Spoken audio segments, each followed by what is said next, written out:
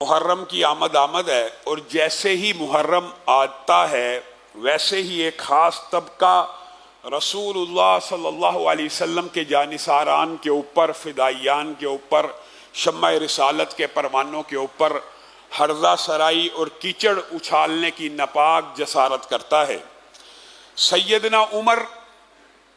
سیدنا عمر رضی اللہ تعالیٰ عنہ کے جن کو کائنات کی سب سے سچی زبان نے جنت کی بشارت دی۔ کائنات میں رسول اللہ سے زیادہ سچی زبان کسی کی ہو سکتی ہے؟ کائنات کی سب سے سچی زبان نے جنت کی بشارت دی، پھر بھی کوئی زبان اس عمر پہ دراز ہو تو وہ کائنات کی سب سے جھوٹی اور گندی اور غلیظ زبان تو ہو سکتی ہے، اس زبان کا کوئی اعتبار نہیں کیا جا سکتا، کیونکہ رسول اللہ صلی اللہ علیہ وسلم کی حدیث کے آگے، قول کے آگے، بات کے آگے کسی کا الزام، کسی کا تان، کسی کا دشنام ہرگز کوئی حیثیت نہیں رکھتا۔ رسول اللہ نے صرف جنت کی بشارت نہیں دی، آئیے ابتدا دیکھیے۔ رسول اللہ ایک دن ہاتھ پکڑے ہوئے حضرت عمر کا جا رہے ہیں۔ حضرت عمر کہتے ہیں اللہ کے رسول، محبت میں ایک دم محبت کا غلبہ آیا، اے اللہ کے رسول آپ مجھے سب سے زیادہ محبوب ہیں، لیکن اگر میں غور کروں تو شاید اپنی جان سے زیادہ بڑھ کے آپ محبوب نہیں، کائنات میں ہر چیز سے زیادہ سچے تھے، قول کے پکے تھے، سچ کہہ دیا، محبت کے اندر بھی مبالغہ نہ کیا۔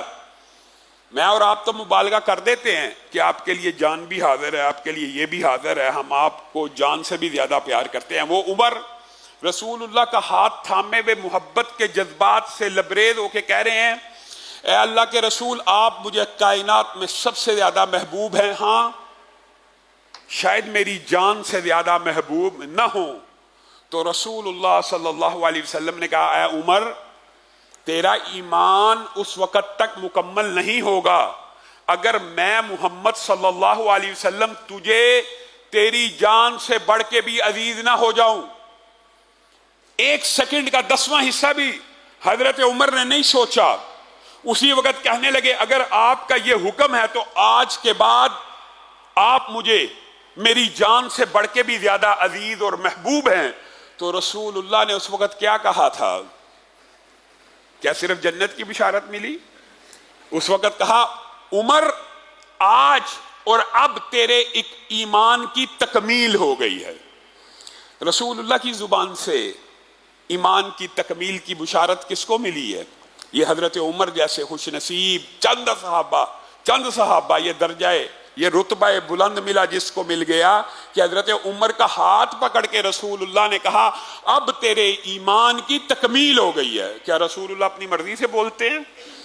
وحی کے تابع ہو کے بولتے ہیں۔ کوئی غلط بات، کوئی مبالغہ آمیز بات، کوئی ایسا جملہ رسول اللہ کی زبان سے نہیں نکل سکتا کہ جو غلط ہو۔ ایمان کی تکمیل ہو گئی۔